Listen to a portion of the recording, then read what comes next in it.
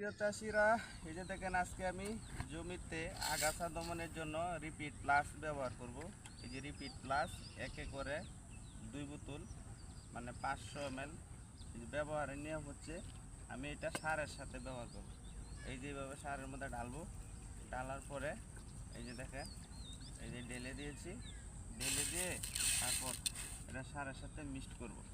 ঠিক আছে, মিক্স করার পরে আপনার এই যে দেখেন ঢেলে দিয়েছি। এখন ইনশাল্লাহ এটাকে আমি সারের সাথে মিক্স করব।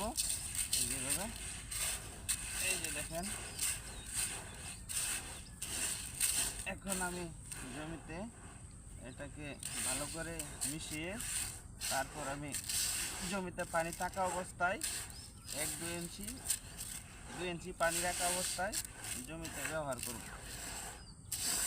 এই যে আমি মিশিয়ে ফেলেছি, এখন এটাকে জমিতে নিয়ে যাব।